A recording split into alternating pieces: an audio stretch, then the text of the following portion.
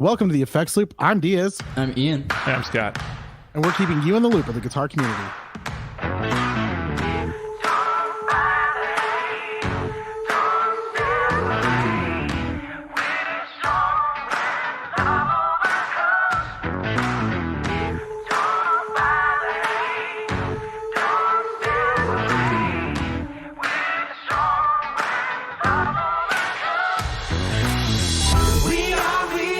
This episode is brought to you by Big Ear Pedals. Go to bigearpedals.com and buy a Big Ear pedal because they're awesome. Grant and Karen are beautiful. So I've never owned a pedal by them that I didn't like. Me either. I've owned the same pedal multiple times. That's how much I liked it. Yeah, you've owned multiple woodcutters, haven't you? Yeah. Yeah. I'm not selling this one because it was actually like... That's good. You let me borrow your last one and it was really good. Yeah, you borrowed that. And then I had my like pedal purge, and then Grant had me in a Secret Santa. So I'm never getting rid of that now. Yeah. Nope. Oh, yeah, that's right.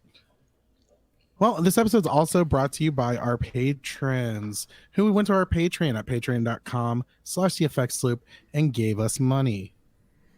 What was the new tier we're adding, Scott? You pay extra if you don't already own a Strymon Volante, and after a certain amount of time, we just give you a Strymon Volante. Yeah, because we're discovering like our Patreon group, like that's now the pedal that we all have.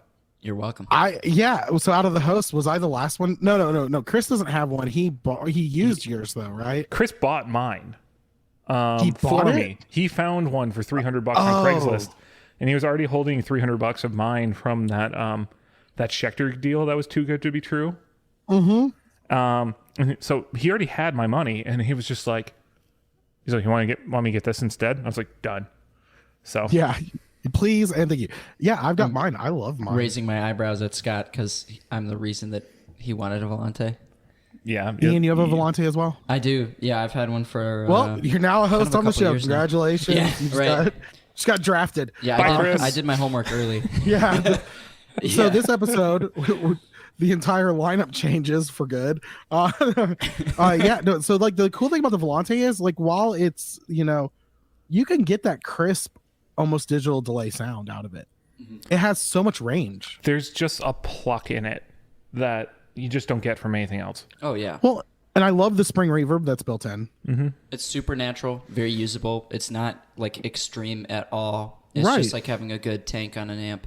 We have now talked about the Strymon Volante longer than we talked about the company that actually paid for us to talk about them on this episode.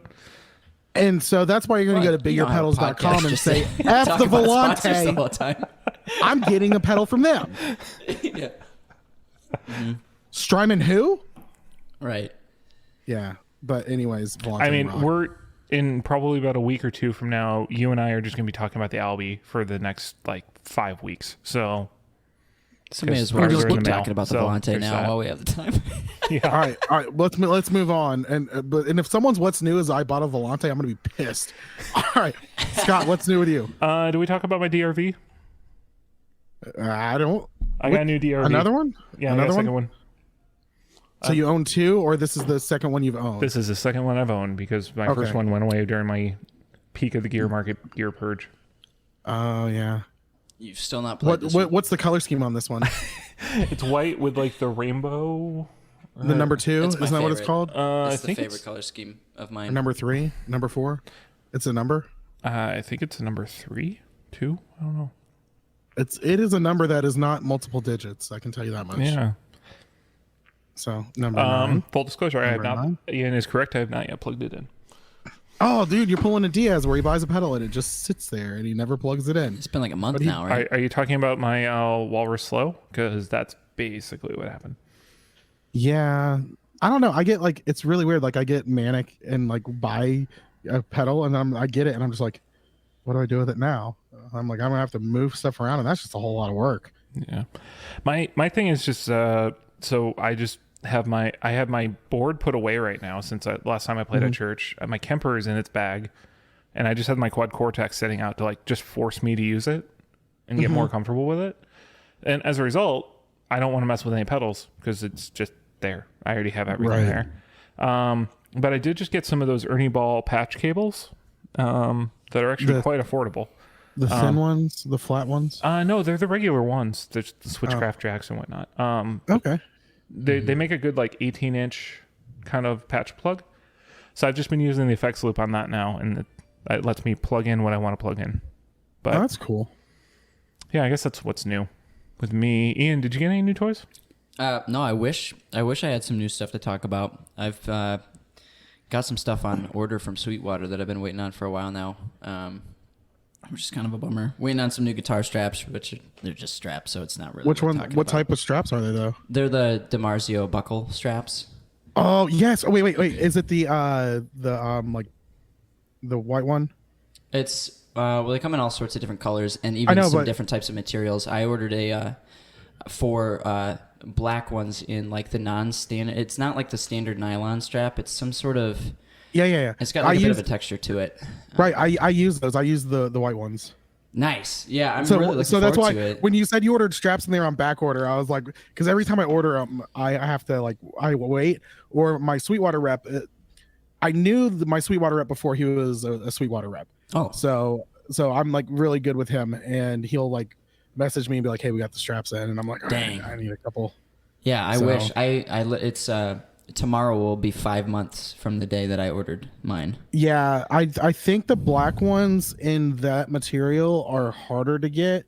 Yeah, I mean it makes sense, but I'm excited for whenever they get here. But it probably shipped from China and it's just sitting in a cargo ship waiting to be unloaded in California. China. Yikes. All right, yeah, but that's those are really great straps. I absolutely love them. I've got them on all of my guitars. Yeah, and it's fantastic because like I literally can just like grab any strap and it's not a big deal. And they're I've had strap locks. I've had every company strap locks. Dunlop was the one that I used the most. Lawler was okay, but I've never felt secure with the strap locks because I've seen issues with them. These I feel like completely comfortable with. One of the things that I'm looking most forward to about it too is because I've done the Dunlop strap locks before and they're nice, but the main thing with this is like I like to play with a wireless unit. I have one of the Shure, like I can't think of like the XL number. Yeah, whatever the GLXD or whatever it is. GLX. And you can run it where you just kind of clip it sideways like onto the strap. But I really prefer to run the strap through it. But when you do that, obviously, like you have to take the whole strap off, and like it's a whole thing to like switch it onto a new guitar. And this thing, I can literally just unbuckle and buckle it onto a new. I always tape mine. I always just bought other transmitters and taped. But with this strap, you could tape it on and be all set and just clip and go. Because that's another thing with wireless. I don't know. Maybe I've got trust issues. You do, but. Yeah, this is. You have trust issues with everyone but me, and for some reason, I tell you that you do. Anyway. Yeah. But then let's not psychoanalyze our friendship right now. That's for our other podcast. Yeah, I still need to start my other podcast. That's what I needed to get. Oh, dude, you really do need to start that other podcast. It's going to be fantastic. So, for all of our listeners on here, you guys know that I work at Burger King. I've worked in food pretty much my entire working career, and I want to start a podcast called Fast Food and the Furious, and like have it like I got to get a logo, and I want to do like the Fast and Furious logo, but like Fast Food and the Furious. And you're just telling stories about like the worst experiences in working in fast food. I mean, I've had so many like just. Dude, I'm with you. I worked for Subway for like 3 months, and that was enough for me. Oh, you were an artist? You were a sandwich artist. Yeah, in Peoria, Illinois. And I love Peoria. I went there for college. Great town. But the thing about working at that Subway was it was pretty much exclusively college students, which were fine, and then the people in the neighborhood over there that like knew exactly how much everything cost down to a penny, came in with cash, and like oh yeah, they raised the taxes once, and like everyone was flipping out, like where am I going to get 7 extra cents? I came with my exact change and everything, stuff like that. And but there was one, probably the crate. Well, I had some very colorful coworkers, but outside of that, like one of my craziest stories was this woman came in with her like she had like 2 kids that were able to stand, you know, like walk themselves in and order their own food and stuff. And then she had this, she might have been 2, 1.5, something like that, year old daughter that she was carrying, who was old enough to sort of understand some stuff, but wasn't really speaking, you know, but she knew what she was hearing and wouldn't stop crying. And the mom tried to pass her kid over the counter to me. Oh my gosh. So that she's like, can you please just hold her while I like get some stuff? I was like, no, I can't do that. Like, what do you think? You're like, I'm not 100% sure. Like, but I'm like 99% sure this is a health code violation of some sort. Yeah, absolutely. She was like literally dangling her kid over the counter. And the kid is old enough to understand that her mom is trying to give her away to a stranger right now. So she's screaming her head off in the restaurant. It's like, dude. So it sounds like the kid's smarter than the mom. So they got that going for them. Come on. Listen, I just recently had one of the craziest ones was I had a guy, speaking of like people who knew their exact amount. We just recently changed our prices. You know, cost of goods is going up, cost of labor is going up, so our prices are going to go up. And had a guy come in and he just got like, I told him his total and he like scowled at me and was like, no, that's not right. And I read it back to him. He's like, well, I'm going to need a receipt. I said, yeah, like I'll give you a receipt. Like it's no problem. And then he ends up getting all hateful and just everything. Like everything. There was a problem with something. I set his bag down. I'm like, you know, here's your food. He goes, those fries better be hot. So I just grabbed the bag and I took it. I said, I got fries coming up in about 2 minutes. I said, I'll just wait for those. He was like, well, I could still try those. I said, no. I was like, you're not like. No, you just made a big deal about your fries being hot. Yeah, you just made it stink about it. Pick and one, bud. Yeah. And then he starts arguing with an employee and starts recording us. And I was like, no. I said, you're gonna go. I said, I'm gonna refund your order. I was like, this is too much. You're gonna leave. Yeah. So I refund his card. I give him the receipt. I said, it got refunded. He's like, I'm not leaving until it hits my bank account. I said, it doesn't work like that, dude. I said, go. I was legally, like, we can't keep you in the store overnight. You're gonna be like, depending on what day it was. I told him, I said, you know, this private property, like I have all the authority to tell you to leave, or I'll call the police and they can ask you off the property. Right. So he throws a drink in the lobby. That'll do it. So I shouldn't have, but I went outside and I took the other drink that he left in the lobby and poured it on his truck and told him he forgot one. So he called the police on me. Well, and he was really mad when they're like, yeah, we're not doing a report on this. Like, you need to leave. This is private property. Yeah. He got so mad. Well, all right. Well, that was our first episode that Scott got to listen to. Yeah, we'll just like take a chunk out of this. Well, podcast. How about this? If you like that, go to our Facebook group at facebook.com/groups/effects-loop and tell me that I should do that podcast. So we'll go hurry up and jump to what's new with me before Scott falls asleep. I got a Nintendo Switch, which is not gear related, but it's got Tony Hawk, and it's got Tony Hawk, and that's related to the podcast because we did. All right, just FYI to everyone, that's literally what he sounds like. That's not even. That's not fake. That is, if you've ever slept in a house with Scott, that's it. He needs a CPAP too. I slept at Summernam House like a baby with my CPAP. No one heard me. All right. Let's move on to gear news. This is bullcrap because they can see each other and I can't see.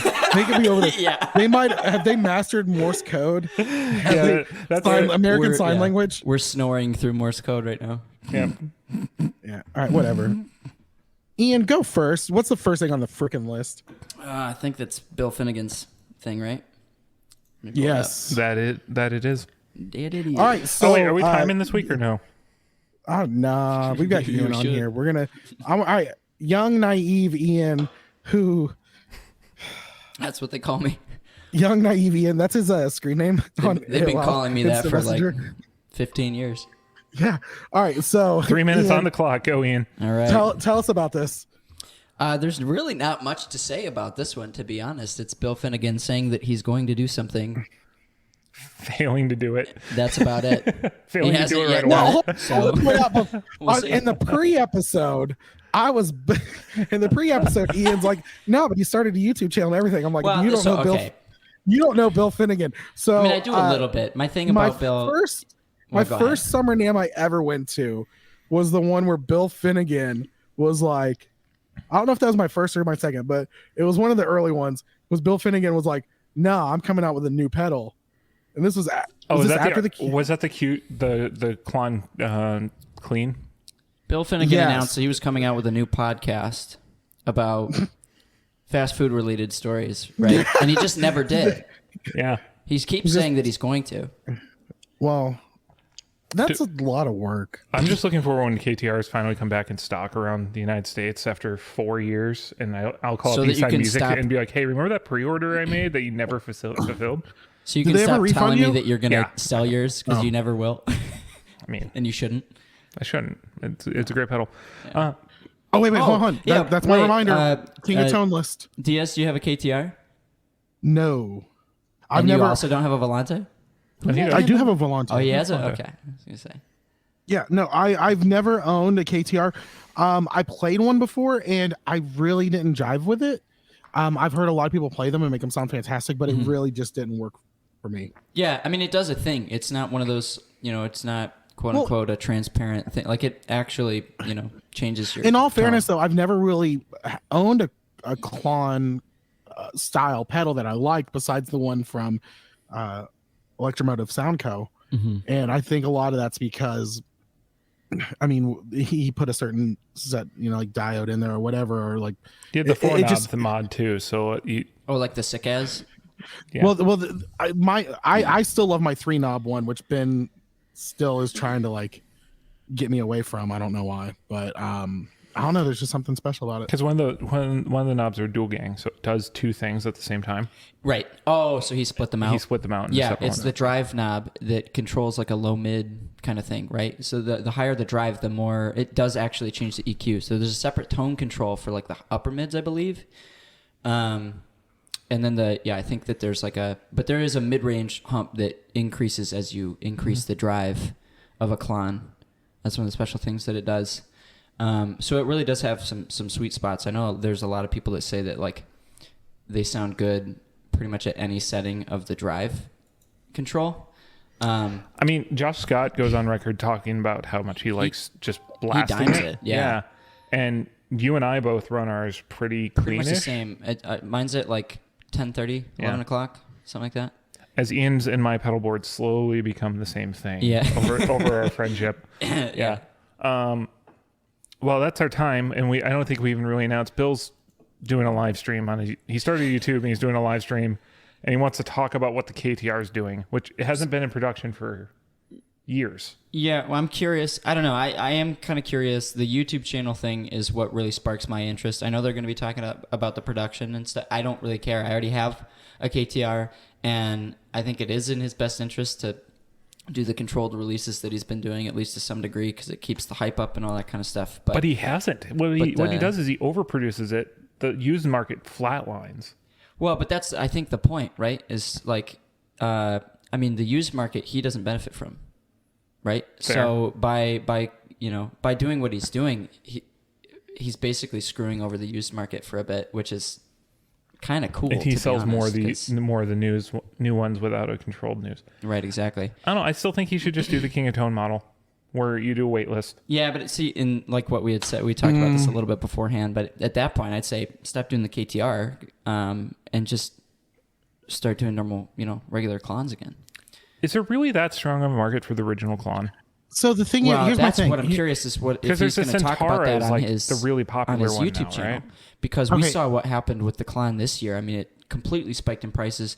Josh Scott did videos with, they kind of did passed his Klon around to a few different YouTubers, and like the sales prices for original Klons are going up and up and up and up and up. But like, see, and that's the thing.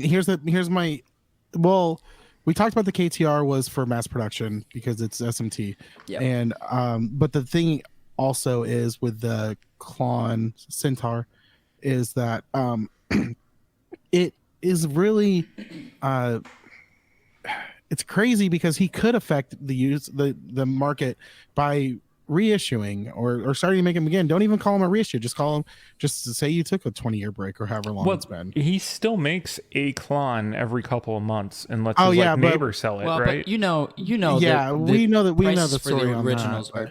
still going to stay high. I mean, if people are still saying that the KTR sounds different than the originals, they're going to be saying that the new originals or the re-release of the originals are going to sound different too.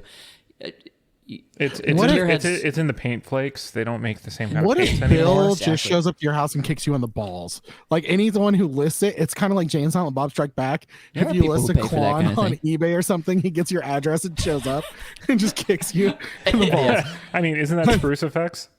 Aren't I banned from buying Spruce Effects now? Oh my gosh. Yeah. But on August 18th, did you put up for sale this Klon serial number 587?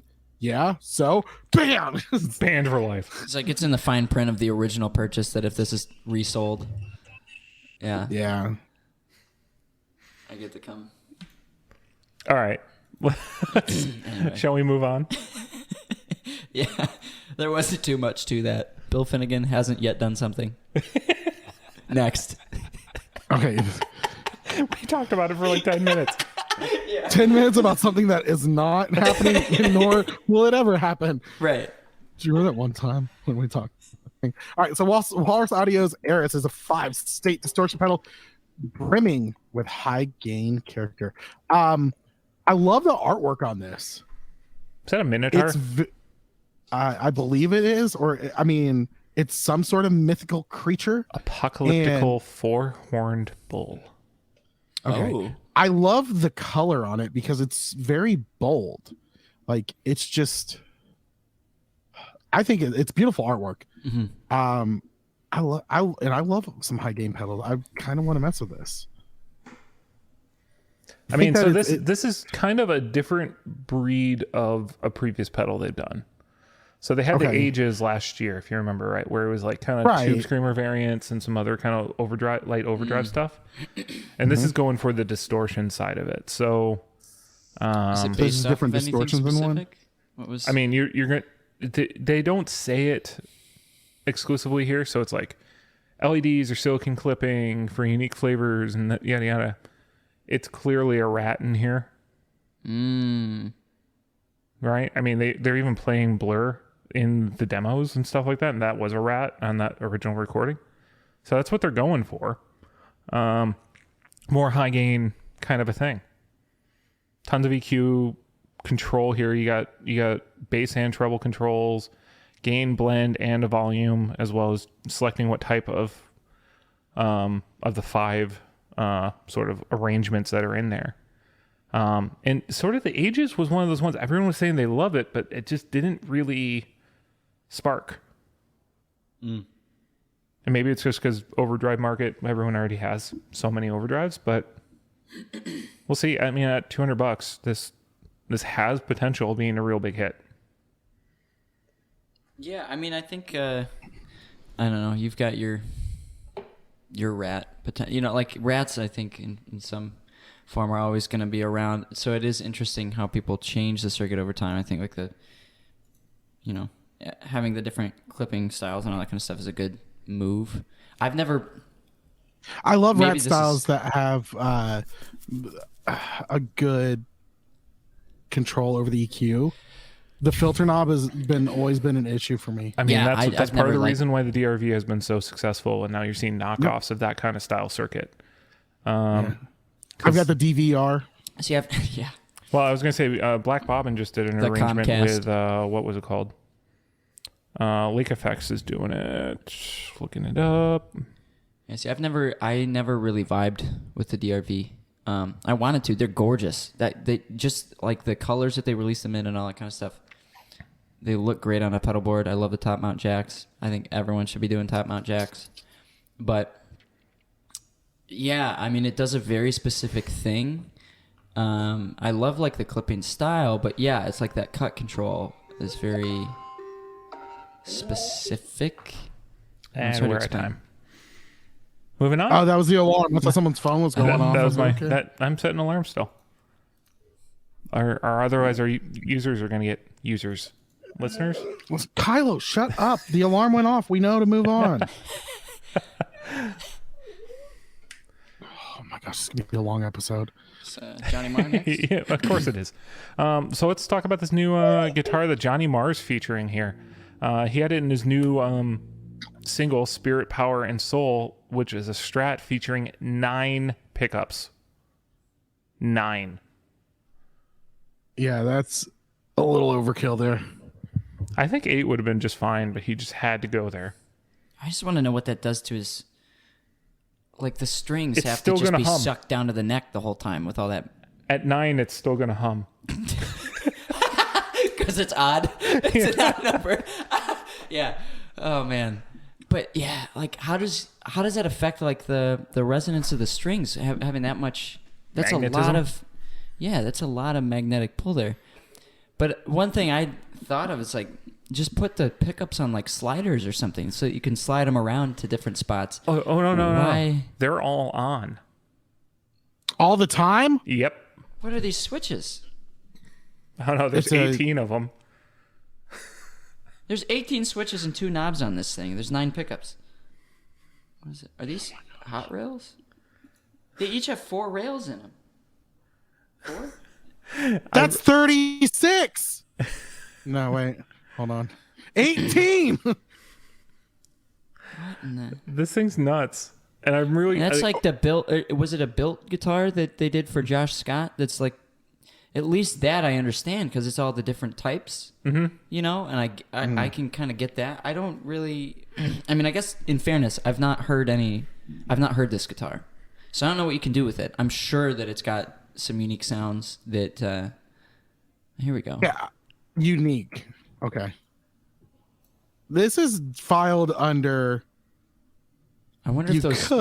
Could you do... but right. you shouldn't. No, I wonder if those switches controlled like a parallel versus series wiring or something like that. That'd be very interesting. If they had like... Do you think Jack White saw this and was like, son of a bitch, that's brilliant?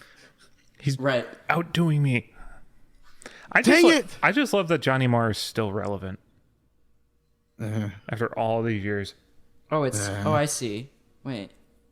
So the Smiths the it's saying it's one giant humbucker with 9 coils wired in series. It's not how that works, but okay. Well, in theory, it could be. I mean, it's essentially just taking like a... I mean, if they're hot rods or hot rails or whatever. I mean, in theory, well, Marilyn Manson could have given himself a blowjob, but doesn't mean it happened or it should. Well, it's a loose definition of a humbucker, I'm not going to get 'cause... involved in Marilyn Manson anymore. That was just a reference to like whenever we were all in middle school and heard the same rumor somehow. So we don't even know what the switches do yet. No, we have no idea. We don't know if this is going to be the actual production timer guitar. hitting yet? Can we just hit the timer? Oh, I'm talking, so we didn't set a timer, DS. You just go to the next. All right. So Ian, what's your turn? Right? This is I think Gibson.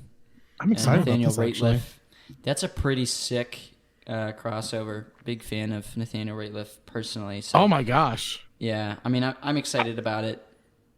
He's got such an amazing voice and his presence. I'm just excited about any artist that has enough of it. Like, maybe this is just me because I've naturally gravitated more towards electrics over the years. There is a lot to understand about acoustic guitars. So to have an artist right now, in like the current like music scene and context, care enough to do a signature acoustic with a company, that says something. I feel like acoustics have not really been. We're migrating even back towards now electric guitar coming back into pop music and everything.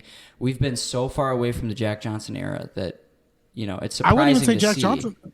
Well, no, but you got to remember we had the whole Mumford and Sons revolution. Yeah, but then they bought true. Jazz Masters. And right. then their they banjo did Bob player Dylan. left so that he could post on Twitter about politics.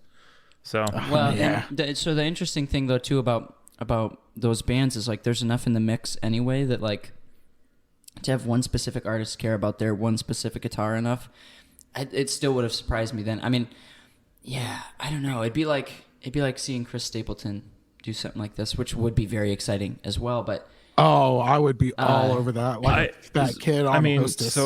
So most of the time when you see a signature acoustic, it's a recreation of something from the 60s. Mm-hmm. Like they bought something and it's sort of it's a historic recreation, so it justifies like a $6,000 price tag on it. Which this is sort of. It's like the John Mayer Martin. Historic V profile sort from of, Gibson yeah. in this one. The Clapton Martin.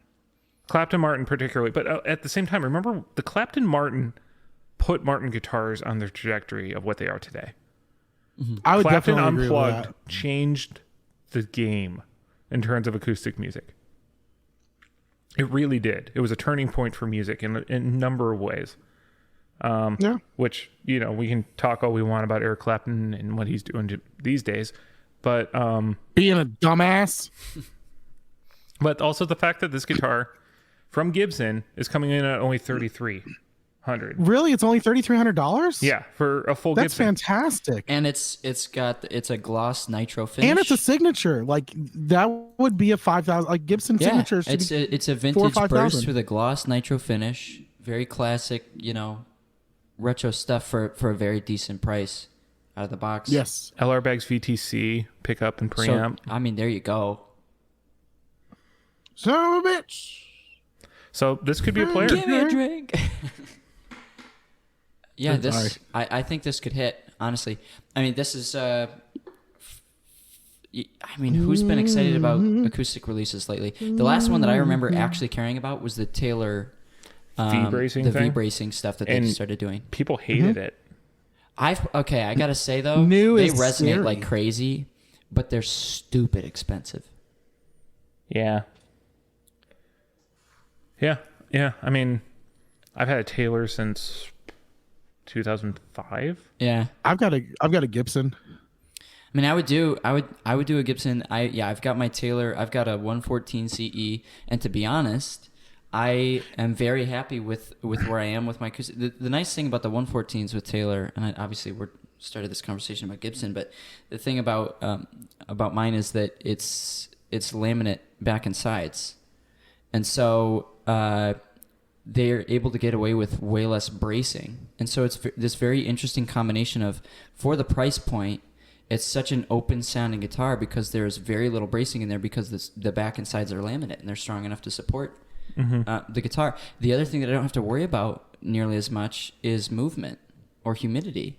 So it's this great sounding guitar for a very reasonable price that I don't have to,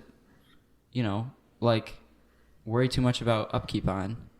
And I can throw it in the back of my car and feel fine about it. Whereas I have a 414. We live in the same climate, and right. You see, I have to baby mine. Yeah.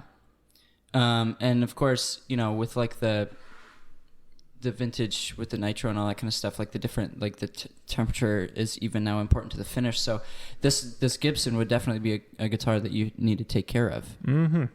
But at the same time, I mean, again, I'd say, like, when's the last time you remember being excited about a new acoustic?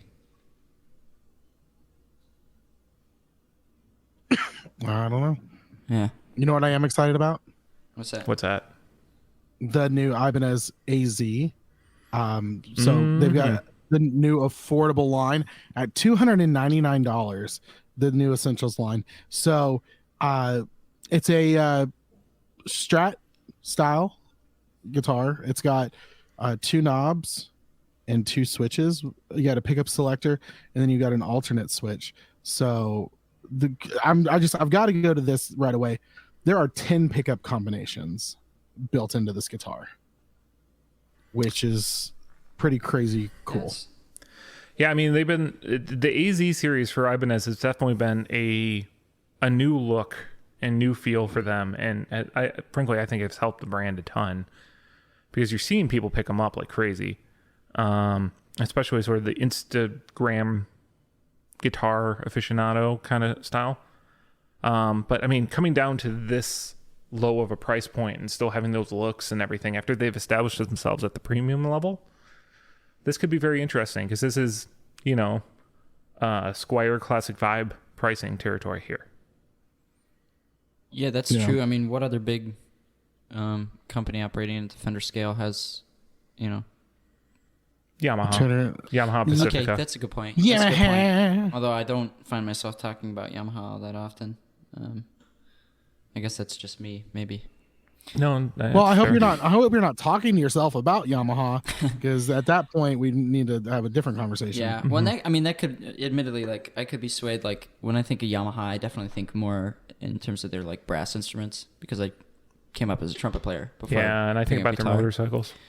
So, yeah. Well, that's just interesting about Yamaha in the first place, is that they've got such a big, they hit so many different markets, but. I don't really when I think of guitars, Yamaha is just about the last brand that I would think of. I mean, I'd think of, until you realize that Yamaha owns Line 6. Yeah, that's true. That's a good point. Oh, so good point. I did the math. It's actually 8 different things. Sorry, by the way. So let's talk about that alternate switch. There are 10 different things in there, aren't they? No, if you look at I'm looking at the picture over here. Yeah. And if you look at 2 and 4 are the same with the switch on and off. Oh, okay. So when the alternate switch off, this changes, the alternate switch changes between series and parallel. I was about to tell him, Ian. Oh, you can go ahead. All right, so with the alternate switch off, you've got your standard pickup selections. You got bridge, middle, neck. So with the alternate switch on, whenever you have let's see, in the one position, we'll say, make sure we all talk about the bridge, closest to the bridge, you've got your bridge and middle, there are series. In the middle position, so 2 is the same either way. In the middle position 3, instead of just getting the middle pickup, you're actually going to get the neck and the bridge pickup. Position 4 is the same either way, and then position 5, the neck position, has the neck and the middle pickup series, or in series. Just out of curiosity, does this count as you reading a list? This is me deciphering a diagram. All right. It sounds a lot smarter. Let us know if you'd like to hear Diaz start that podcast. Diaz reads list. It's already been started. It's this Diaz list. deciphers diagrams. Yeah. Oh my gosh. Just right. You know what? Honestly, I want to do a podcast where you have to see me. Like, someone sends me a diagram and doesn't tell me what it is, and I have to try to guess what it is, because I have no engineering. I mean, I make diagrams all day for work. This is a bar graph of my favorite pies, and this is a pie graph. But if you send it to me, I just bought a pie at the store, by the way. Got me one. Saw a meme that was like, when are we going to get back to the days where we can just leave our pies in windowsills again? Bring that America back. It's like, I don't even know what that means, but hell yeah. Why would you leave your pie in the windowsill? Isn't that where you let it cool, and that's where a cartoon dog floats in the air following the scent line that clearly comes off of it? Yeah. Yeah, that's how you get dirt and bugs and builds character. So it switches between series and parallel. Kind of, yes. It really kind of messes with this basically is going like the Music Man route, except the diagram actually makes sense. I've never been able, by the way, to make sense of any Well, that's because I explained it to you. You're welcome. Mean, if you ask me, I'd rather just have 9 single coils all in a row with 18 switches. And then we don't know what they do. Yeah. All right, whose turn is it? I think it's mine. Dragon Force's Herman Lee has teased a custom PRS that he has in the works, which surprisingly includes a floating Ibanez bridge. That's really crazy. That's crossing. So, and also the cutout for the middle pickup definitely has like the Ibanez feel to it. Are we saying, hold on, is this an actual Ibanez bridge, or is PRS basically tooling their on the left they are? Well, on the right, I don't know if they. Okay. Well, so PRS does make a guitar with a Floyd on it. Yeah. So is this PRS's bridge, or is this an Ibanez? No. That's Ibanez's bridge. Was it? So Herman Lee, he was an Ibanez player for a long time, wasn't he? To everyone's knowledge, he still is. That's the thing. Is I think at one point, if I could have had a dream about it, but at one point I think that there was discussion about him leaving Ibanez, and I think a while back there was he showed up and played a PRS, and I think that was where that kind of started. Was oh my gosh, So this literally looks like a PRS made in Ibanez. Kind of, yeah. Even with the switch over there, PRS doesn't do a switch like that on the right guitar. Yeah, they do. The black cover, they don't really do that, do they? No, they do. That's standard. They've got the white one on the Silver Sky, but every other, for the single coil style pickup switches, they've got the black They do ones. the plastic cover over the switch? Well, I mean, like I have like a the Gibson same style shape as toggle. maybe it might be the S series stuff, but they've got the same shape of selector switch thing that's on the Silver Sky. They've got in black for it might be some of the S. I thought series it's the customs have that guitars or something, but yeah, because for a while, honestly, like I remember because I've got a Silver Sky, and the white ones that this is just an interesting kind of sidebar, but the white ones that come on the Silver Sky are in a different sort of finish. Okay, but can we talk about the top horn on the orange one? Broke a lot. Yeah, let's okay, do so that. first off, the black pickup switch embedded is exactly what the Custom 24 looks like. Yeah. Okay, that's what it was. Yeah, Custom 24. Okay. The that orange, like the scalloping kind of in the it looks like horn. a shark bite. Yeah, very cool. Very cool. Well, it's a hand grip. Yeah, I mean, but that's his 2007 Ibanez. So.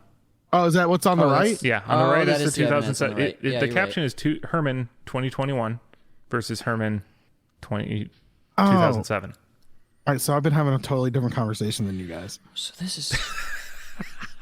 No, I was kind of with Have you been thinking the one on the left is an Ibanez this whole time, despite having no? I've been thinking inlays? I've been thinking the one on the right was a PRS too. I'm just curious about the angle here because the inlays look like the inlays looked like the small bird. I don't know. It looked like the owl up there. I don't know. It looked.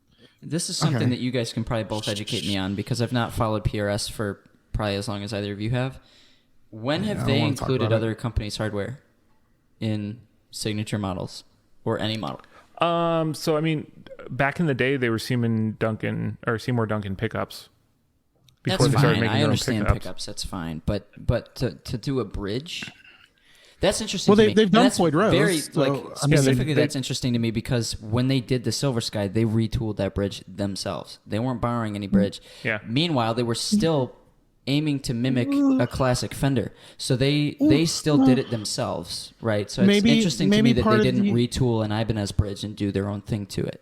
Maybe.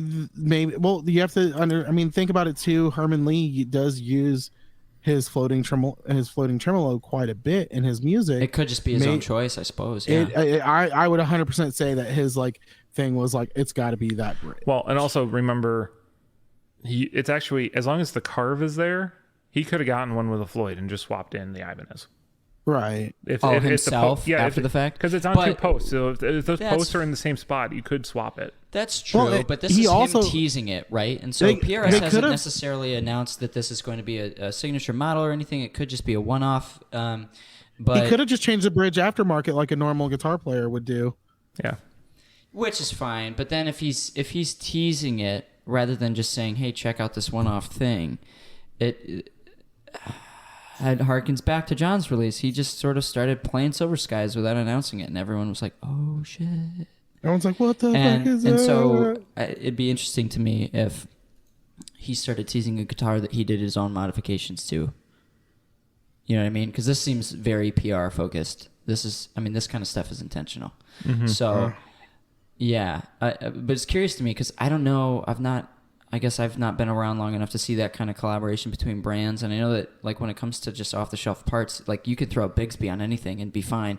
But I don't know if with Ibanez bridges, if it runs off the same two posts that, but even just from PRS selling that kind of thing, do they have to jump through legal hoops to be okay selling stuff with Ibanez's? Well, I think as long as they're buying it from them, it's fine. Right. Interesting. Well, I'm sure. I mean, that Revolta uses a Duesenberg bridge for crying out loud. Yeah, well, that's just, it's there's stuff that you can sort of just get off well, the shelf like that. But they also I would think that to sell it and to be able to sell it and use the name, they'll have to. They'll have to get permission. Right. Paul could have just decided it's not where This is great armchair copyright law, guys. I just gotta say. Listen, so Yeah. I want to talk to y'all about this vaccine. So I watched 2 YouTube videos. right, exactly. Listen, Exactly. I know I didn't graduate high school, but I've studied and researched. All right, let's move on to something that is actually going to happen. We want to talk about the Lawler? Yeah, that's what we're getting on. Let's do it. Yeah. All right, I must have gotten my stuff out of order. Or I'm just constantly interrupting Diaz. You're doing well. This week on You're doing a great job. This is great. It's another annoying Paul Reed Smith player in Chicago pissing off Diaz. This is what I've wanted the show to be this entire time. I'm fine. Yeah. Listen, I'm higher than John Cusack's socks right now, so I'm good. I'm gonna make that a thing. I'm gonna make that a thing. If anyone's ever met John Cusack, the pedal builder, and seen how high his socks are, they're higher. The funny thing is, not only are you enough of a dork to have made that joke, but we're enough of dorks to have understood that joke and laughed about it. Yeah. We're all among friends here. We love you, John. The only thing higher than John Cusack's socks is Robert Keeley. All right, let's go to the next thing. So Lawler has re-engineered the Regal wide range humbucker to a Jazzmaster size, which continues the tradition of people loving the Jazzmaster shape but hating the pickup and wanting something different. I think Jazzmaster pickups look freaking ugly. Well, that's your opinion. Yeah. Ugly.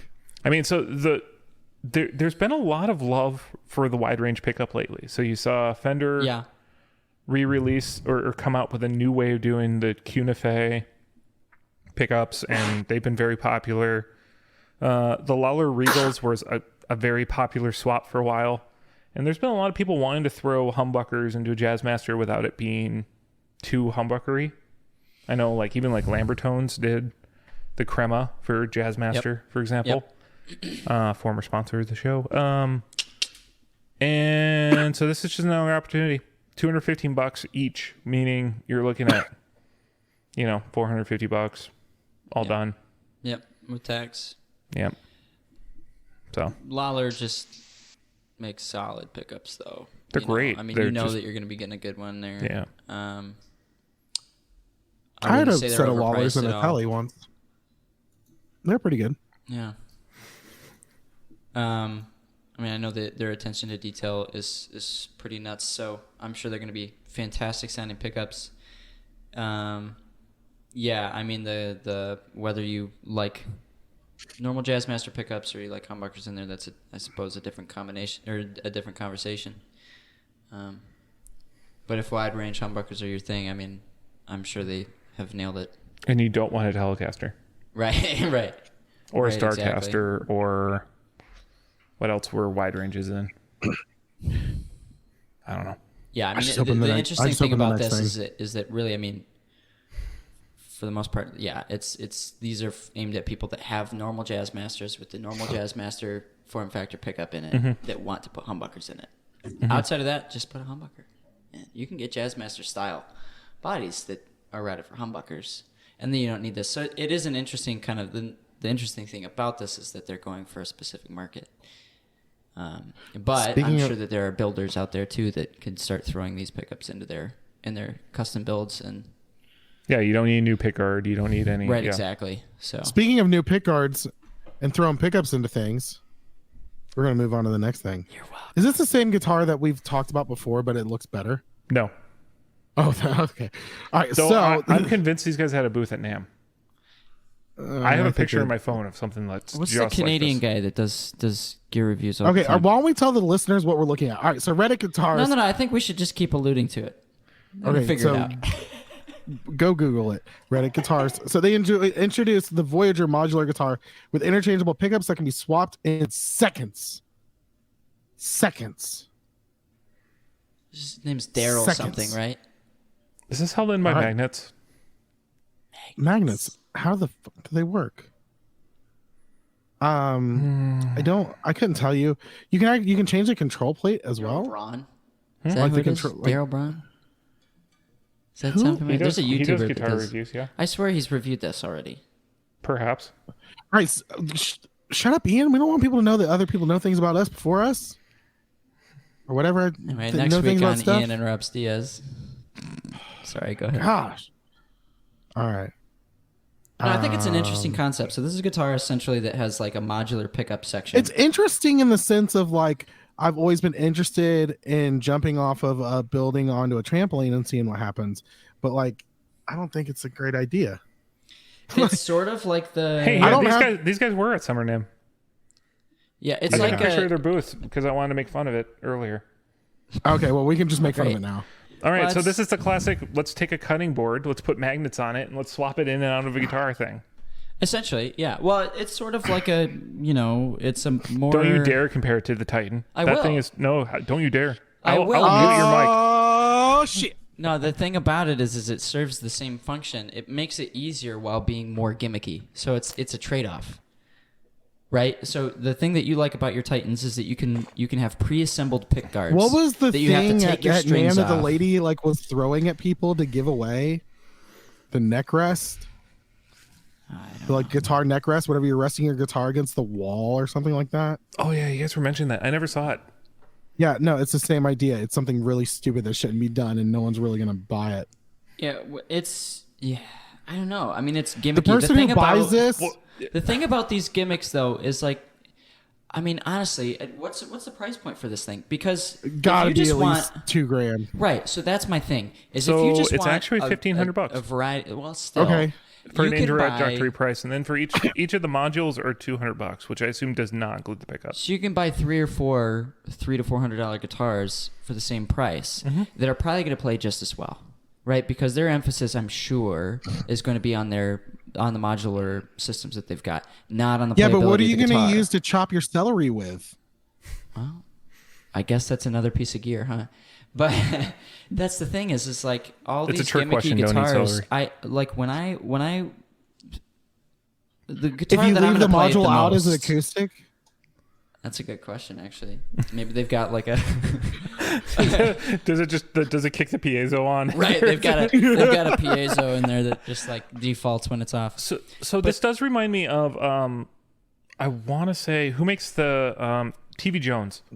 Had like a demo block where they did like a jank version of this for sampling their stuff. So, well, I like the idea of that. If this is just for a booth to like check out pickups, that's awesome. If Lawler did this so that people could try out their new Jazzmaster humbucker, it's not like, what it's for. That's great. It's great for like a floor that, demo that was type not their thing. Intent. That was but not their other intent. than that, I don't care what pickups are in the guitar. I'm going to gravitate towards the one that plays the best.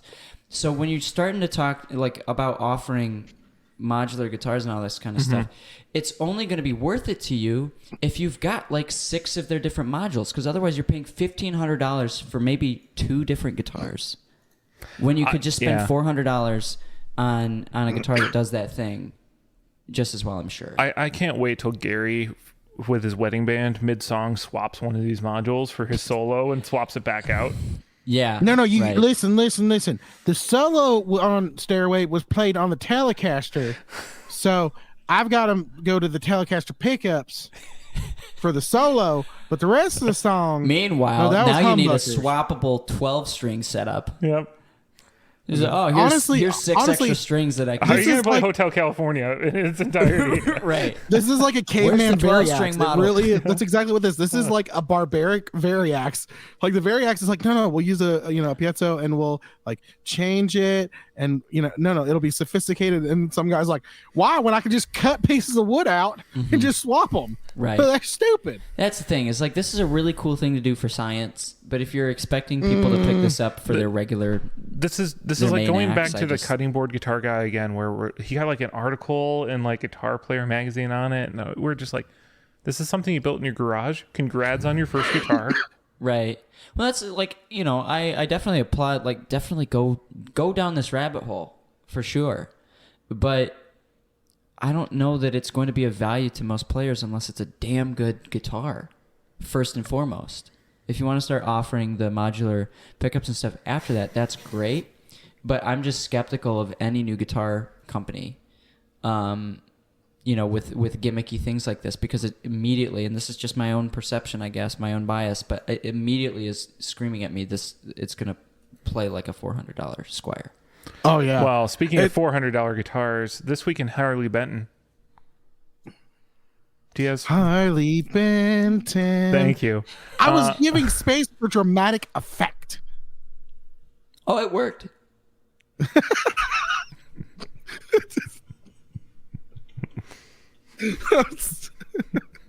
More space for dramatic effect.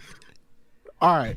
I don't like the look at this. This reminds me of the Fender Showmaster. So Harley Benton releases a new run of the Fusion 3 with new finishes. This one down here looks like the Fusion, like the Fender Showmaster. Yeah, that's kind of what they are. So Boss launches the Waza Air Bass. Is this worth it? I wonder why this exists. The Waza Air Bass. I really do. Wasn't there a bass mode in the Waza Airs? Don't we already know people who do this?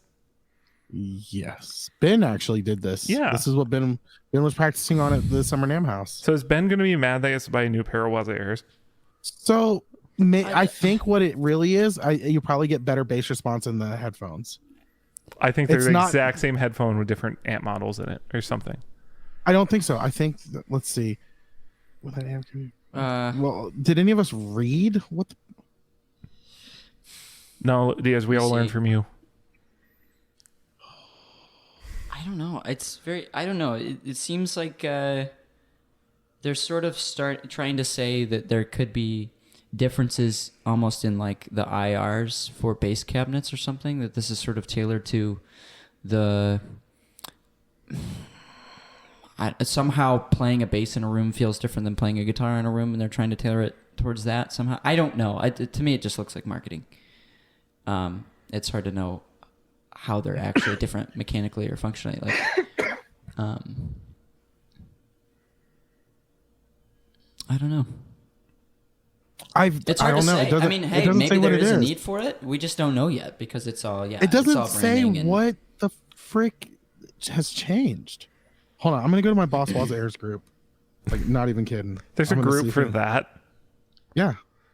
There are too many Facebook groups, man. There are too many. Well, no. Really a lot of people share their settings and stuff. Yeah. Okay. No. All right. So someone mentioned it, and no one said anything. It just looks like the same thing, just marketed towards bass players. I think, really. Other than that, they've not mentioned anything. We'll just have to wait and see. Other than they came out with a carrying case for them too, and that kind of stuff. Yeah. Yeah. No one has any. I don't know. No one's really said anything. Everyone's like, "There's a bass mode on the Boss Waza Air." Like, that's exactly our response. I mean, right? Why? Just so. Why? Let's see.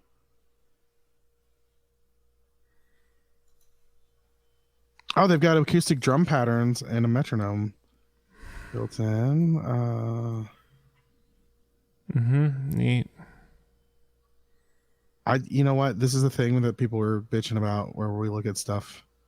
I don't see. It's just hard to know what to talk about in these kinds of things. Half of these articles are large just like, custom design 50mm drivers. They're trying to make a big, hubbub about it or whatever. When it's like you're really just saying one thing 3 different ways, trying to get people excited about it. But Ian, the drivers are 50mm, which is exactly the same as the 2-inch drivers that were in the previous version.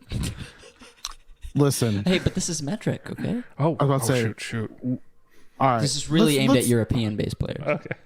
DV 405. Right. Bass. All right. Speaking of things coming out from the Roland pack that our listeners probably won't buy, that I think is cool. Roland has come out with 2 analog circuits from the TR-707 and the TR-727 drum machine, so you can just have them in your DAW. So if you know what those are, you're probably pretty happy about it. They have a cloud subscription service for $19.99 a month or $200 for a year, or you can buy them outright at $150 each. That seems kind of on the high end of a plugins, but I guess as with anything subscription based, it just depends on how many years of use you plan on getting out of it. Mm-hmm. Well, I mean, the subscription model is the great way because it stops you from paying for plugins anymore by paying for plugins. Exactly. All right. Thank you, Slate Digital, for that one. All right, that's great. Let's talk about this stupid ass decision. I have a feeling this is our topic. Yeah, this is the topic. Oh yeah. Or at least this is, I think, it's going to piss people off. It's up there on some of the dumbest shit I've seen this year. So Gibson has partnered with Rally to allow users to invest $5 to $10 in a share of 3 hand-built, one-of-a-kind, artist-approved Gibson custom shop prototypes. So basically, in the boardroom of in the 3, their signature guitar prototypes. So there's the Tony Iommi Monkey, which just came out a couple weeks ago. Mm-hmm. The Adam Jones Les Paul Custom that came out earlier this year, and the Slash Double Neck. And these guitars normally will go for something like $65,000 to $95,000, mm-hmm. which are absolutely ridiculous collector prices. But ridiculous. So now this lets you be a partial owner of it. This is NFTs for guitars, isn't it? Yeah. So you buy you're buying stock in this guitar, literally. So if someone sells it, does that mean I get my stock back? That's what I'm curious about, is because you're buying into the value of the guitar as it changes over time. And but the value owns it, and how does that affect, like, if ownership transfers? How does that? Gibson keeps ownership at the Gibson vault. So if you're a fancy pants person, like, remember we went to the Gibson store and we weren't allowed backstage, but Ryan was. Mm-hmm. Yeah, but okay, so. And to do this, you have to give them your social security number, by the way. Yeah, that's exactly right.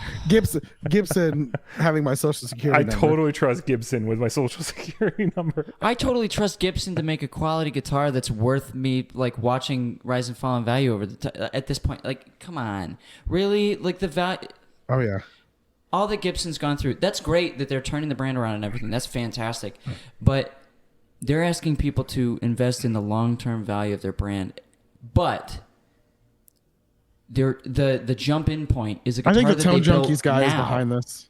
This isn't a guitar that they built years ago. This is a guitar that they built now. They're asking us to go in on the value of a guitar that they've built in 2021.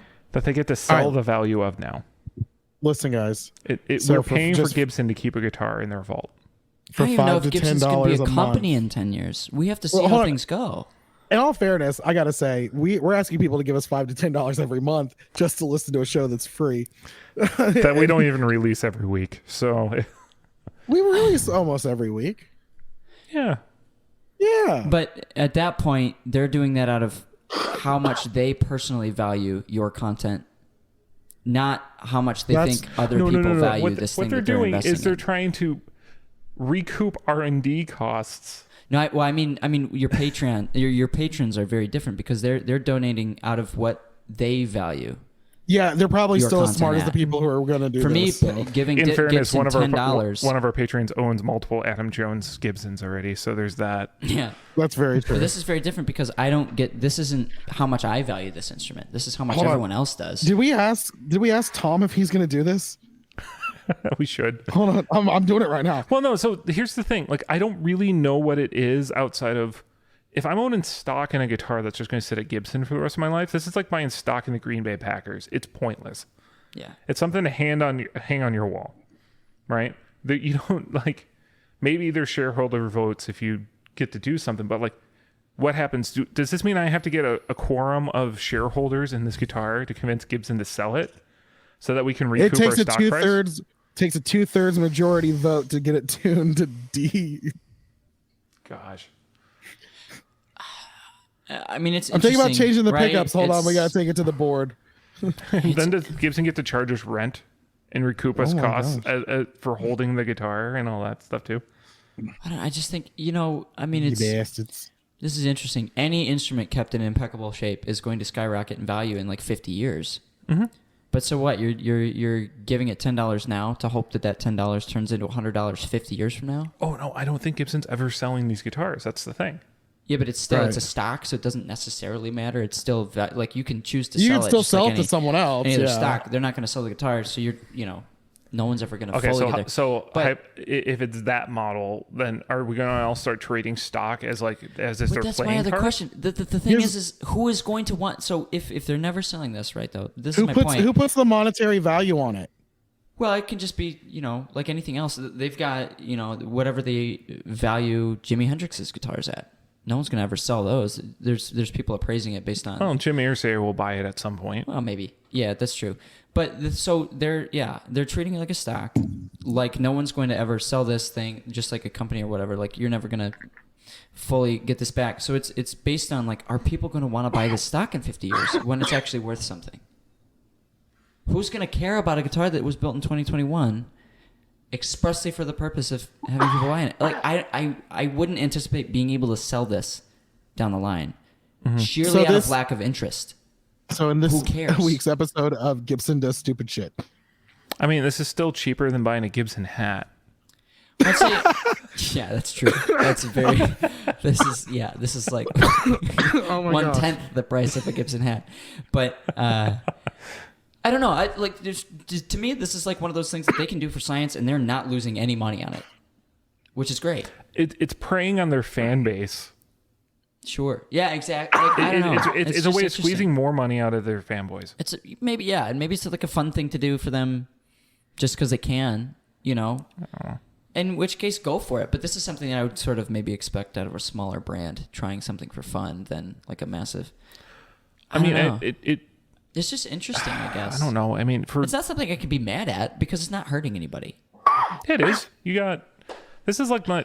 Listen, if those Gibson players could read, they'd be really upset to what's happening to their money.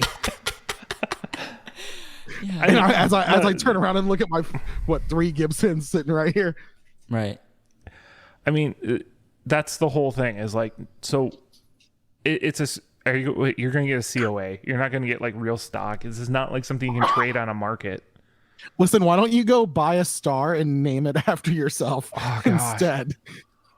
Or buy a patch of land in Scotland and you can get your family crest. I already have one. But because my family's actually from Scotland. Yay. Sorry, killed that convo. Just never mind your first name. I was trying to come up with some stupid joke to make because your name is Scott. My name literally means Scottish person from Hamel. That's my whole name. So there, you got that, and I'm mostly Dutch, so I don't even get that. Interesting. But yeah, like if there's not like a market for these kind of things, so I'm going to go on a Reverb with my $5 share of the Adam Jones guitar, and try to flip it. Well, that's the thing is, this is entirely dependent on people's interest in the stock, right? Just like anything else, and it's associated with the value of the guitar. Listen, which can go up and down, absolutely, but still, even if the guitar is valued 50 years from now at like $100,000, because a vintage instrument by that point is it's going to go up in value. Who's going to want to buy stock in it? If I can hold the majority of the shares, can I then get possession of the guitar? I don't know if it works like that. But that's the interesting thing is that it's tied to the value of the instrument, you don't actually own part of the guitar. You just own part of the guitar. Listen, there's 3 types of people in this world I hate. People who invest in Gibson guitars, people who are intolerant of other people's cultures, and the Dutch. That being said, fuck Gibson. I'm just kidding. That was clearly a joke. As the only person on this show right now that doesn't own a Gibson, yeah. Completely intolerant of their culture. Oh, you sold the Les Paul? I didn't know that. No, I'm saying Ian doesn't own one. I don't. Oh, Ian doesn't own. Okay, I was like, maybe that's. Okay. I don't know. I definitely appreciate their history. Okay, you'll grow up one day. I grew up in Michigan. Your back will start hurting, and then you'll want a heavy Gibson. Right. Yeah. Absolutely. The older I get, the more I want. Once you stop standing up to play guitar. Yeah. They'll get to a point where my knees don't work anymore. That I'm totally. In 7 years, you're going to be on here talking about how it's better to go straight into an amp. I just want my Les Paul into my Marshall If I want reverb, I'll go to a bigger. Dude, my favorite thing about I just love anybody being elitist about gear because it is so freaking ironic. I had this guy come up to me after playing in church one day, of all places, to sort of brag to me about his gear collection. And in fairness, if he was telling the truth, it was very impressive. But he tried to tell me, because I was running through an amp sim and digital reverb and delay pedals and all this kind of stuff. And he's trying to tell me better than analog. Nothing compares to running straight into a Class A. Hendrix would be ashamed of your board. And I'm like, dude, total bullshit. Hendrix played anything and everything new. And in the church, he said that mics were hot. It's on the live stream. But it's like these people that try and say that Hendrix would have done this or Stevie would have done that or whatever. You really don't know. Hendrix had all the newest pedals. That's the thing. Like he was. There's an only innovator fucking 4 of them, right. but he had them. He was doing stuff before anyone else was. I mean, so he was a can't poser that tell didn't me use true bypass, so there's that. That he's a lead about this one way. His of only doing number things. one hit was a cover. Like, Also, come on, his tone half the time was kind of garbage. Ooh. I won't. I'm just saying, he doesn't because it wasn't all about this purity of stuff. He was running through univibes that were jacking up the signal. Let's be clear. So he was humping his guitar into the amp cab to like get some of the sounds he was doing. So was it Wednesday? It worked, whatever it was, but it wasn't. It's funny to me that people get a lead about stuff. But Gibson's the same way though. And what's interesting to me about Gibson is that they're trying to do that about themselves. And that seems a little weird. They're trying to rely on their own company's history. You got to play authentic. And really, to me, as a newer guitar player, admittedly, I mean, I've only been playing for about 6.5 years now. But as a newer guitar player, I only care about what the guitar in my hands is able to do, right? Now, if Gibson is asking me for $4,000 to play a decent guitar, I don't care about their history. I don't care that it's been around since like the 1800s or whenever. I care about the guitar that's in my hands. Why am I paying $4,000 for a guitar from Gibson that I can pay, $2,000 for PRS to get a guitar that plays better? Ian, so you said 1800s or whatever. By or whatever, were you referencing that it could have been the 1900s or the 1700s? No, it was just me being pissed off. Okay. I thought maybe you were like, a little bit more. I thought maybe you said it and weren't sure, and I wanted to see which side of the spectrum you were leaning on. Yeah. But and it's got this great legacy, and that's great. But for a company to be leaning on their legacy to continue to sell instruments is kind of horseshit because that legacy is built on quality over years and years and years, and now you're trying to lean on their legacy instead of the quality. I'm about to say, now they're, for a while they were leaning on their legacy instead of the quality, and you're not going to stick around as a company that way. I don't care how long you've been around. Ian, fucking breathe, dude. Listen, here's my question. So I'm gonna kind of argue a point though. You're complaining that Gibson is going on about it's just based on its history. Fender has made like. I'm not happy about Fender either, but that's a separate. I was about to say because like Fender's just made the same 4 fucking body shapes and just keeps changing the electronics and calling it something new. Yep. So that's the whole thing. Fender's a different beast though because they've gone back and forth on how honest they are about what their goal is as a company. When they started out, they're waffling, and Gibson's just. They're both politicians in the sense of one's just straight full of shit and one's just no. This is completely different than politics because my side is completely moral and completely right, regardless of whatever they say or do, and your side is evil and eats babies. Yeah. All right. So nothing like politics. Yeah. Oh my gosh. As a musician, I care about the quality of the instrument in my hand, not how long the company's been around. I own 3 or who else Gibsons that are fantastic quality and came out within the last. So 2 of them within the last 5 years. That's good. I mean, here's the deal. I'm not saying all their instruments are crap either. It's just like. In order for me to get a decent Gibson catches a really bad. They want $4,000 out of my pocket. It's like that's not happening. Because people. That's the thing. Remember, Gibson makes $1,000 guitars that are great. They're welcome to. Yeah. Well, that's true too. And people pay it, and that's totally. Ian, fine I'm tearing your argument apart, man. I think you just have a personal thing against I'm Gibson. only speaking for myself. I absolutely do. I'm only speaking for myself. I wouldn't dare speak for anybody else. But from where I'm standing, it's like Gibson to me is like Why would you do this? But, and so to ask me to buy stock in a guitar, it's like, how am I? Mute him. Dumb. I know you're right there. I want you to. I don't want digital mute. I want analog mute. All right, but listen. Hold on. Here's the thing. I don't think I've ever actually hit Ian before, but today might happen. Your Les Paul looks great. No. Okay, but listen. The thing is what you're over here complaining about. They offer different models at different prices. You're just upset that the one that you really want is super fucking expensive, and you don't personally see it being worth that. Well, yes and no. Okay. Yes. In Ian's defense here, let me moderate this. Ian doesn't want any Gibson guitar. Yeah. Other than maybe an ES335. That would be about it. But the thing is that they can do this because people are paying it. Oh, I agree. And that's for them, they're making smart business choices. I'm just the market has they've been able to see with the market. You know, when they had the giant price hike and everyone was upset, their sales didn't drop off. Right. People still kept buying them. They were just pissing and moaning and groaning about it, but they were doing it. 2015 is the only year Gibsons didn't sell. And that's when they actually made a guitar that people didn't want. Yeah. But it's just, I just think that it's interesting. Was that the one with the RoboTuners? Yes, that was RoboTuner year. And the wide boards and all that stuff. Right. That's where Gibson sort of stands out is they for years were a brand of quality and now are a completely different brand. And that's okay. That's a choice that they're making. You go on the internet but just and like everyone Fender, talks about the quality control issues at Fenders.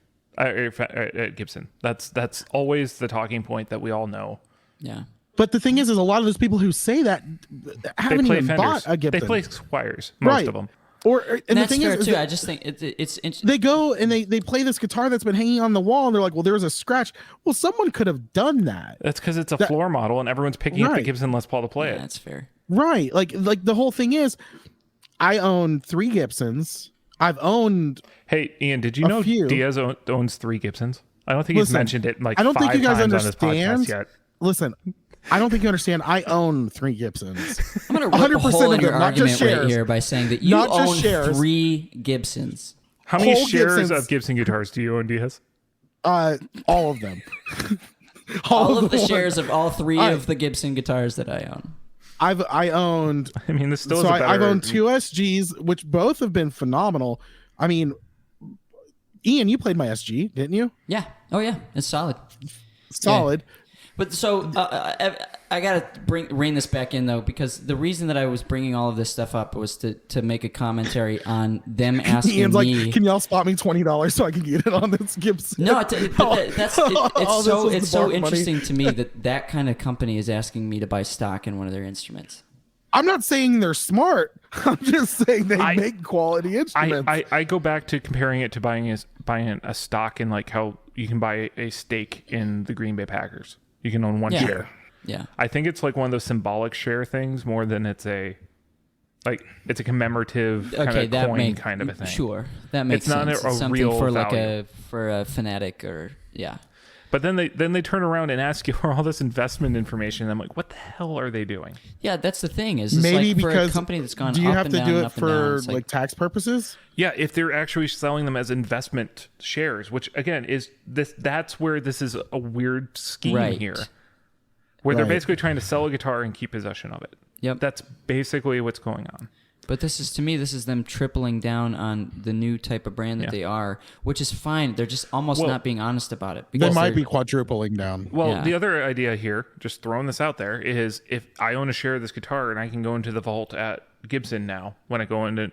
Sure. Oh yeah. If they let you see it, I'll pay $5 to do that. Sure. Absolutely. Can you touch it? Yeah. Like if I can go back there and Mark Agnesi takes me back and pours me a drink and lets me play a Trini Lopez that's original and all that, sure, I'll pay $5 for that. Through a little practice amp in the background. I'm like, can I play it? They're like, yeah, just for like 5 minutes, and I like take my pants off, and they're like, what do you do? I'm like, this is how I usually play. I'm usually at home in my bedroom. You own it, right? Sorry, pants constrain my thought process. I will not. I will be unbridled. I just like to feel the resonance. I want to feel the art flow through me. Bare thighs. Yeah, buns and thighs. Oh my gosh. All right, no, but for real, to reel this in, I would like to just announce, I think we should start doing this with real guitars.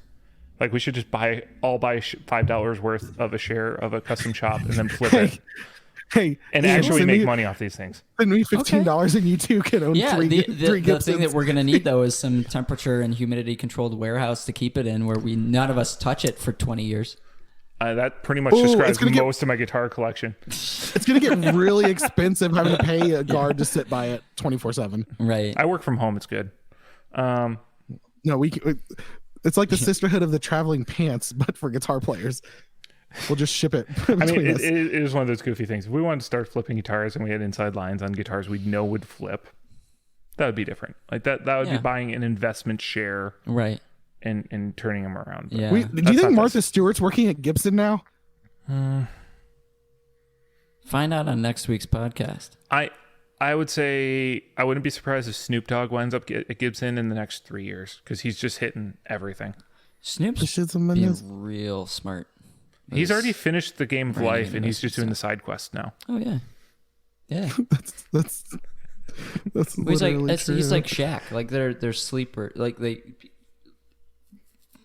Shaq has been incredibly smart with his investments, and you just wouldn't know it if you weren't paying attention. Snoop's the same way. That's why they feel get to do all embarrassed this saying this, but I was watching Shark Tank with my girlfriend like 2 days ago, and I just went online and bought candy from Maria Sharapova. So there's that. Yeah. It's for every product that comes on Shark Tank. We're like, oh, I wonder if that's a real thing. Because it was like an episode from like 5 years ago or whatever. She's like, oh, I want to try this. We went through every place in the airport, Salt Lake City airport, looking for them. Didn't find them. And so I was like, we're waiting to board our flight. And I just was like, do you remember the one with Banton Bagels? No, I don't. Oh, yes. Okay, yes, I do. They've got those at the Kroger down the road. Didn't Starbucks buy those? I think that they like teamed up with Starbucks or something. I think they were offered in Starbucks. Yeah, for a while they were, I believe. All right, this episode's gone way over. All right, well, thanks for joining us. Everyone, thank Ian for joining us. Thanks, Ian. I appreciate how genuine that was. Is this your third appearance on the show? I think so, yeah. Are you our most popular guest now? Oh. I'm not most popular, just most reoccurring. I'm just saying, Philip Carter. He's got your number. No, actually, Blake Weiland might have you beat. Well, I'll see you next week. All right. Well, all right. So also thank you to Big Ear Pedals for sponsoring this episode. Go to bigearpedals.com. Check out, they've got some amazing quality pedals on their website that you can buy, and they'll send them to you. It's really great. I say this emphatically. The Woodcutter is the best rat there is. It is great. It's fantastic. It is the best rat. As someone who just said that I'm not a big fan of them, the Woodcutter was great. All right, yeah, but I own 3 Gibsons, so yeah. Also, speaking of owning 3 Gibsons, thanks to our patrons. I've owned 4 Saturn cars, so I know a thing or two about cars. I've owned 4 Saturns, so might be an interesting comparison there. Gibson compared to Saturn. Saturn isn't around either anymore. Oh, wait, the Planet? It was. Do you remember the cheap brand, plastic cars from? Yeah, they bounce back. All right, can we just end this episode already? Speaking of bouncing back, let's bounce back into this. 4 Saturns and a Pontiac. Scott's track record is great. No, I'm even worse. I bought 2 Audis. The first one wasn't a lemon enough. I had to buy a second one. Were they both manual? Yes. Yeah. Well, at least they were both manual. Yep. You know what they say? Fool me once. All right. Yeah. You can go to all right. Let's end the dang episode, guys. Go to theeffectslip.com. Don't interrupt him. It's got all the stuff on there. There's a whole list. You can read it. I can read it. It's the Facebook group, the Instagram, the YouTube, the email, and the Patreon, and also a link to our sponsor. We're going to end this dang thing. See you guys. Bye. I was going to make a John Mayer lyric reference, Bye. but okay. I guess we can end it here. Say goodbye, Ian. Goodbye. Oh, I love this episode.